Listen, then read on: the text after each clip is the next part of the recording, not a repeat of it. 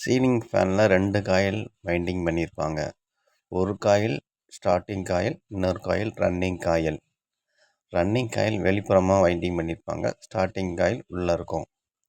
இப்போ running காயிலும் starting காயிலும் join பண்ணி அது ஒரு ஏசி லைன் போயிடும். அதே மாதிரி ஸ்டார்டிங் காயிலும் ரன்னிங் காயிலுக்கும் இடையில ஒரு 2.25 MFT கொடுத்து ரன்னிங் காயில் வெளியில் அடுத்த ஒரு ஏசி லைன் போயிடும்.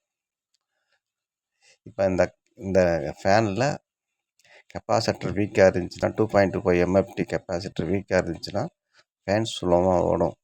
அப்போ அந்த சமயத்தில் இந்த கெப்பாசிட்டரை நம்ம மாற்றோம்னா ஃபேன் ஸ்பீடாக ஓடும். அப்படி மாற்றலைன்னா நாளடைவில் காயில் உள்ளே பழுத்து காயில் சீக்கிரத்தில் போயிடும். ஸ்டார்டிங் காயில் ரன்னிங் காயில் இதில் ஏதாவது ஒரு காயில் வேலை செய்யலைன்னா ஃபேன் கிர்ன்னு ஒரு அதிர்வு இருக்கும். அதுலேயே நம்ம காயில் போச்சுன்னு கண்டுபிடிச்சிடலாம். ஒரு சமயம் ஃபேன் சுண்டி ஓடும். அந்த மாதிரி ஓடிச்சுன்னா பேரிங் ஸ்டக் ஆகிருக்கும். அந்த மாதிரி ஓடிச்சுன்னா நம்ம பேரிங்கை மாற்றினாலே சரியாயிடும்.